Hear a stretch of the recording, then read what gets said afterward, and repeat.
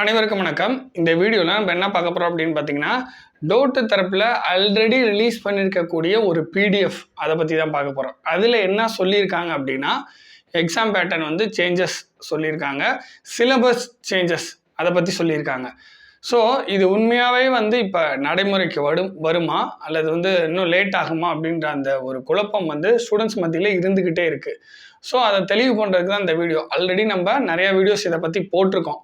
நம்ம என்ன சொல்லியிருப்போம்னு பார்த்தீங்கன்னா, கண்டிப்பாக வந்து சேஞ்ச் ஆகிடுச்சு, சிலபஸ் சேஞ்ச் ஆகிடுச்சு, எக்ஸாம் பேட்டர்ன் வந்து சேஞ்ச் ஆகிடுச்சு அப்படின்னு வந்து நம்ம சொல்லி வீடியோ போட்டிருப்போம். நீங்கள் கண்டிப்பாக நிறைய பேர் இதை பார்த்துருப்பீங்க. பட் இப்போ என்ன பிரச்சனை அப்படின்றத நான் சொல்லிவிட்டு அதுக்கு ஒரு ப்ரூஃப் மாதிரி நான் உங்களுக்கு சொல்கிறேன். இப்போ இது புதுசாக இருக்கக்கூடிய இந்த சிலபஸ், புதுசாக இருக்கக்கூடிய இந்த எக்ஸாம் பேட்டர்ன் இதுபடி நடக்குமா நடக்காதா? இப்போ ஒரு பிடிஎஃப் வந்து ரிலீஸ் பண்ணியிருந்தாங்கல்ல, டோட்டு தரப்பில் அவங்களோட வெப்சைட்டில் ஒரு பிடிஎஃப் வந்து ரிலீஸ் பண்ணியிருக்காங்க. இப்போ கொஞ்ச நாளாக ஒரு 3 வீக்ஸாக ஒரு 3 வார காலமாகவே அந்த பிடிஎஃப் வந்து அங்கே இல்லை. ஃபஸ்ட்டு ரிலீஸ் பண்ணியிருந்தாங்க, இப்போ ஒரு 3 வீக்ஸாகவே அந்த பிடிஎஃப் வந்து இல்லை. அதனால் என்ன ஆகுது அப்படின்னு பார்த்தீங்கன்னா, இதனால் ஸ்டூடெண்ட்ஸ் வந்து பயங்கரமாக பாதிக்கப்படுறாங்க, ரொம்ப குழப்பத்தில் இருக்காங்க. இப்போ சிலபஸ் மாறுமா மாறாதா? புதுசாக வந்திருக்கக்கூடிய நீங்கள் சொன்ன அந்த எக்ஸாம் பேட்டர்ன் படி எக்ஸாம் நடக்குமா நடக்காதா? இது வந்து பெரிய குழப்பமாக இருக்குது. புரியுதுங்களா? அதாவது ஃபஸ்ட்டு வந்து என்ன ஒரு 1.5 வருஷமாக என்ன சொல்லியிருந்தாங்க, இந்த மாதிரி எல்லா இன்ஸ்டியூட்டும் எல்லா சங்கங்களும் சேர்ந்து டோட்டு தரப்பில் எல்லாம் மீட்டிங் கண்டக்ட் பண்ணி இந்த மாதிரி வந்து புதுசாக எக்ஸாம் பேட்டர்ன் வந்து மாற்றுறத பற்றியும் சிலபஸ் மாற்றுறத பற்றியும் டிஸ்கஸ் பண்ணி நிறையா மீட்டிங்லாம் வச்சாங்க.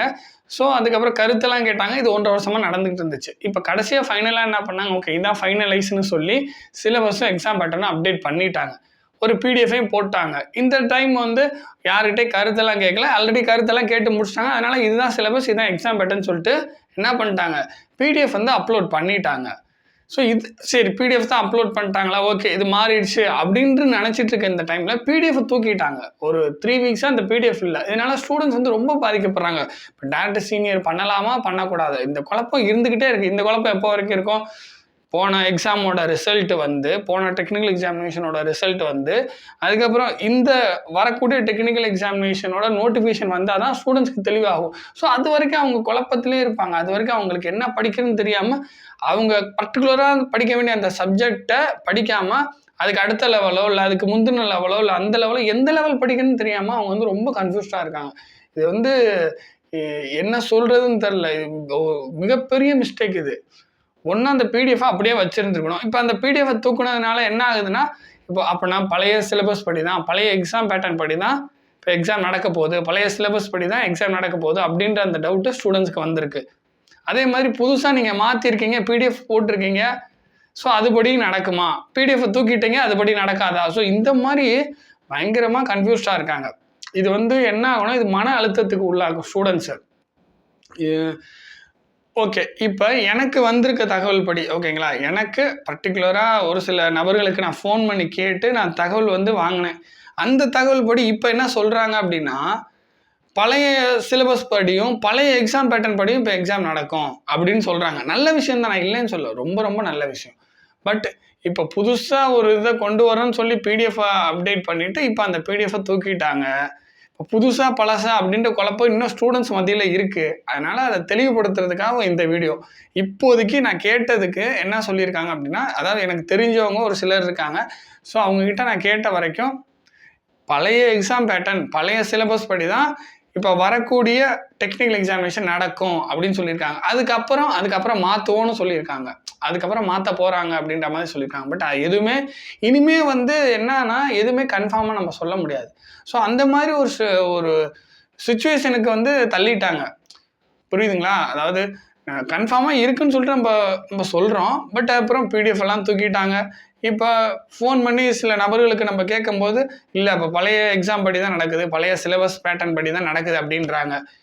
இன்னும் இப்போ ஒருவேளை அடுத்த மாதமோ இல்லை அடுத்த வாரமோ ஃபோன் பண்ணி கேட்டால் இது மாறுமா என்னன்னு தெரில. இப்போதைக்கு நமக்கு இருக்கிற அப்டேட் படி பழைய எக்ஸாம் பேட்டர்ன் பழைய சிலபஸ் படி நடக்கும் அப்படின்னு சொல்லியிருக்காங்க. அடுத்த முறை மாறுறதுக்கான வாய்ப்புகள் இருக்குன்னு சொல்லியிருக்காங்க. பட் இது தொடர்ச்சியாக ஒரு 2-3 டெக்னிக்கல் எக்ஸாமினேஷனாக சிலபஸ் மாறுதா மாறலையா, எக்ஸாம் பேட்டர்ன் மாறுதா மாறலையான்னு அந்த குழப்பத்திலே இருந்துட்டு இருக்காங்க. ஒரு தெளிவாக ஒன்று போட்டுடணும்.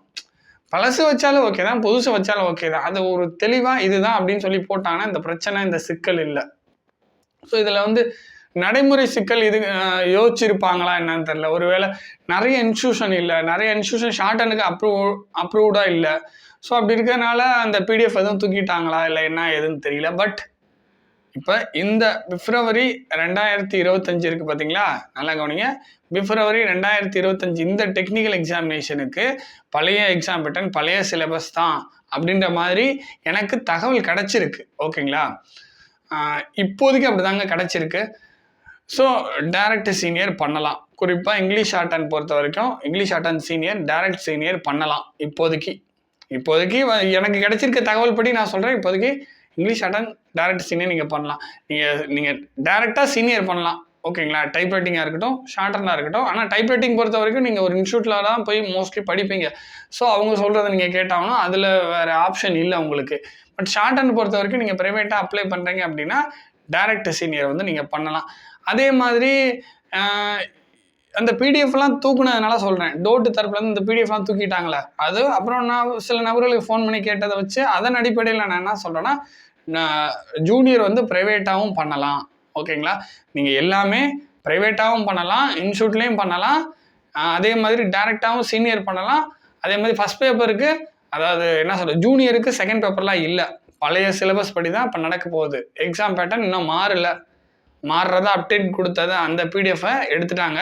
சில நபர்களுக்கு ஃபோன் பண்ணி கேட்கும்போது இன்னும் எதுவும் மாறல, பிப்ரவரி 2025க்கு பழைய சிலபஸ், பழைய எக்ஸாம் பேட்டர்ன் தான் தொடரும் அப்படின்றாங்க. ஓகேங்களா, இப்போதைக்கு வந்திருக்கக்கூடிய அப்டேட் இதுதாங்க. ஸோ எதுக்கு இதை சொல்கிறேன் அப்படின்னா, ஸ்டூடெண்ட்ஸ் வந்து தெரிஞ்சுக்கணும். ஓகேங்களா, அஃபீஷியலாக இன்னும் கன்ஃபர்மேஷன் எதுவுமே வரல. பட் ஸ்டூடெண்ட்ஸ் வந்து ஒரு குழப்பம் இல்லாமல் இருக்கணும் அப்படின்றதுக்காக தான் இந்த அப்டேட்டை வந்து நான் முன்கூட்டியே உங்களுக்கு தெரிவிக்கிறேன். ஓகேங்களா, ஸோ நீங்கள் டைரக்ட் சீனியர் எக்ஸாம் எழுதி சரியாக பண்ணலன்னா டைரக்ட் சீனியரே நீங்கள் வந்து ட்ரை பண்ணுங்கள். ஓகேங்களா, ஜூனியர் முடிச்சிட்டிங்க அப்படின்னா டேரெக்டாக சீனியர் இங்கிலீஷ் ஷார்ட் ஹேண்ட் பொறுத்த வரைக்கும் ட்ரை பண்ணுங்கள். தமிழ் ஷார்ட் ஹேண்ட் பொறுத்த வரைக்கும் நீங்கள் லெசன்ஸ்லாம் கம்ப்ளீட் பண்ணிட்டீங்கன்னா, ஸ்பீடு நல்லா நீங்கள் ப்ராக்டிஸ் பண்ணி பார்க்குறீங்கன்னா தமிழ் ஷார்ட் ஹேண்ட் டேரெக்டாக சீனியர் பண்ணலாம். ஓகேங்களா, ஸோ இப்போதைக்கு இதுதாங்க அப்டேட்டு. ஏதாவது அப்டேட் மாறிச்சுன்னா உங்களுக்கு சொல்கிறேன். பட் இது எனக்கு தெரிஞ்சு இப்போ மாறாதுன்னு நினைக்கிறேன். நம்ம மாறாதுன்னு சொல்லி தான் ஒவ்வொரு டைமும் வந்து சேஞ்சஸ் நடக்குது. பட் இப்போதைக்கு கன்ஃபர்மேஷன் இதுதான். பிப்ரவரி 2025 டைரக்ட் சீனியர் பண்ணலாம், ப்ரைவேட்டாகவும் அப்ளை பண்ணலாம். ஸோ இந்த அப்டேட்டை வந்து எடுத்துக்கங்க. அதே மாதிரி ஜூனியரில் செகண்ட் பேப்பர் கிடையாது. இதெல்லாம் ஆல்ரெடி இருந்த அப்டேட் தான், பழைய அப்டேட் படி தான் இப்போ எக்ஸாம் பிப்ரவரி 2025 நடக்க போகுது. ஸோ அதை உங்களுக்கு எடுத்துகிட்டு வந்து சேர்த்துட்டேன். ஓகேங்களா, சப்போஸ் ஏதாவது மாறிச்சுன்னா உங்களுக்கு உடனே வந்து அப்டேட் பண்ணுறேன். தேங்க்யூ.